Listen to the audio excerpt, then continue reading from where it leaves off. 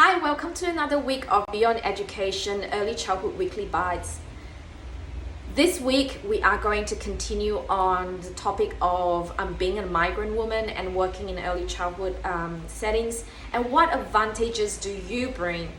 Now you might think that, I need to be working more than 1 year, 5 years, 10 years before I can actually add value to your service and to the families and the children that you work with. And I like to tell you that this is not true.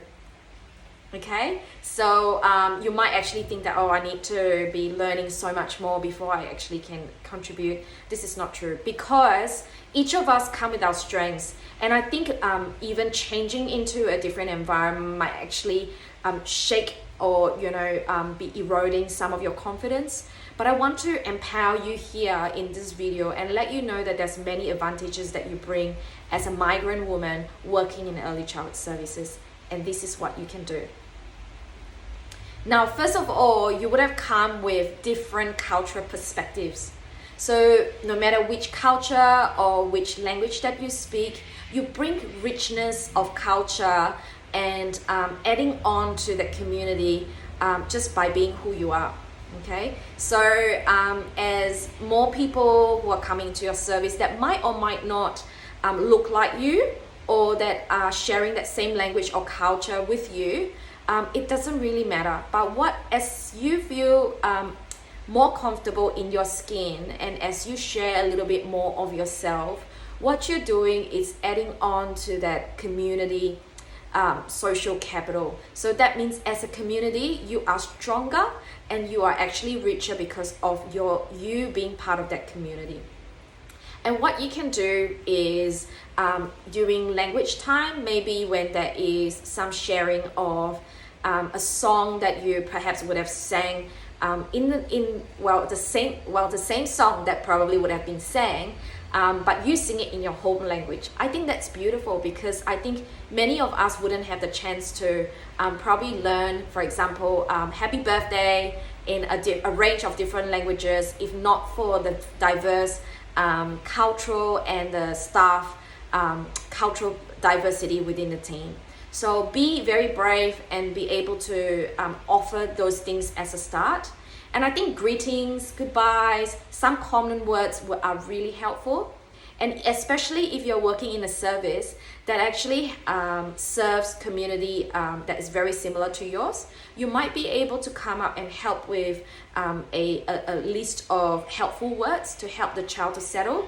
And just sometimes being that phase and being just empathetic. I want to say empathetic is a big thing when you come to being able to understand people of different culture and language background.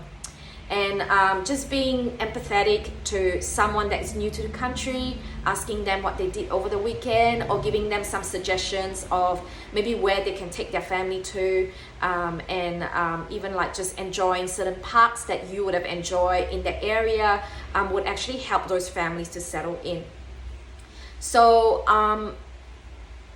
language and culture background is a big thing. So in terms of your cultural and language background, there will be some commonalities across different languages and cultural groups. So for example, I am a Singaporean Chinese. So I would say that I would be able to understand people that's from the region, the Southeast Asian region, Malaysian, Indonesian, maybe Philippines as well, and have some common ideas of how they would love and react in certain ways, and what is actually lovely things for me to do for them or with those families from those countries.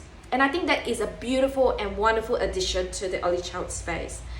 In terms of the language itself, Chinese would have a lot of commonalities or understanding, or I'll be able to understand quite in terms of the grammatical use of language from even like places from Japan, a little bit of Korea probably, and definitely because I'm from Singapore, I'm exposed to the different cultures from even like India and also Malay. So I would be able to understand people from that region as well.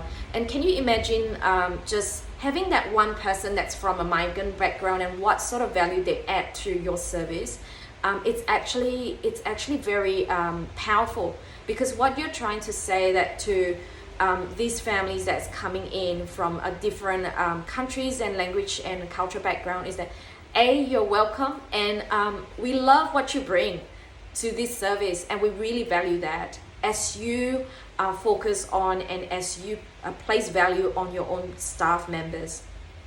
So I think if you are a center manager, start thinking about the resources that you already currently have.